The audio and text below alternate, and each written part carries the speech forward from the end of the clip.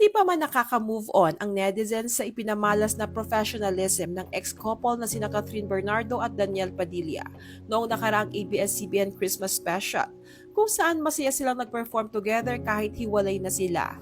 Ay sinundan naman ito agad nang magkasama nilang tinanggap ang AAA Fabulous Award nitong December 14 sa Philippine Arena. Gayunpaman ay maraming napansing pagkakaiba ang netizens kina Catherine at Daniel.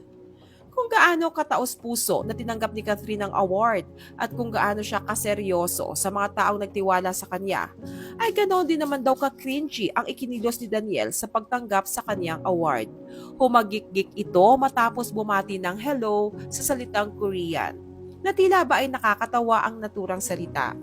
Pagkatapos ay nagbigay ito ng maiksing pasasalamat at good night sa lahat. Magandang gabi po sa inyong lahat. Anyong. Samantala, mapapansin naman ang todo suporta ni Catherine kay Daniel sa may gilid ng stage. Komento ng netizens, sila ni Catherine ang representative ng Philippines sa prestigious event na ito, pero hindi man lang daw nag-prepare si Daniel ng proper acceptance speech.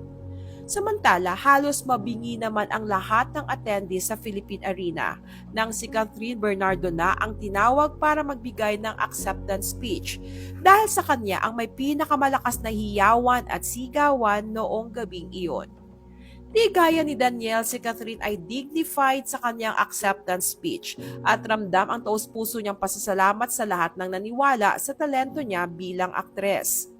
Ayon sa mga komento, malaki na talaga ang ipinagbago ni Catherine, lalo na nang inilabas na sa publiko na hiwalay na sila ni Daniel. Mas lalong nagningning ang kanyang ginang at mas maraming tao pa ang humanga sa professionalism nito sa kanilang performance ni Daniel after the breakup announcement sa nakaraang ABS-CBN Christmas Special, kung saan malugod niyang ginampanan ang pagbibigay saya at entertainment sa fans sa kabila ng lahat. Kaya naman, hindi katakataka na sa kasalukuyan ay si Catherine na ang may hawak ng corona ng most followed Filipina actress sa Instagram na matagal ring hinawakan ni Ann Curtis. Sa latest data ay nasa 20,143,000 plus na ang bilang ng followers ni Catherine na sinundan ni Ann Curtis na mayroong 20,138,000 plus followers. Hindi na nakakagulat ang mabilis na paglobo ng followers ni Catherine.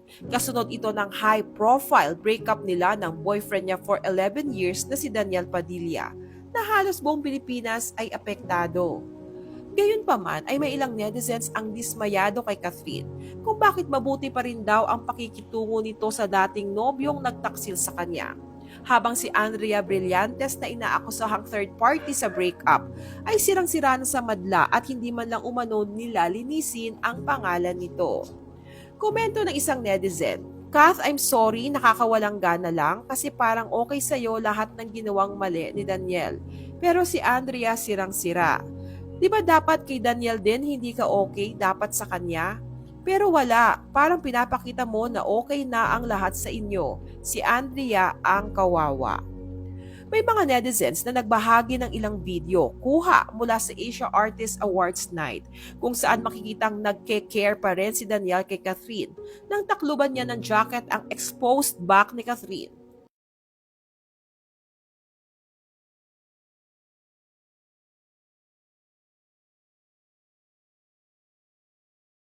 Gayunpaman sa hiwalay na video ay makikita ang pag-iwas ni Catherine nang iusog nito ang kanyang upuan palayo sa upuan ni Daniel.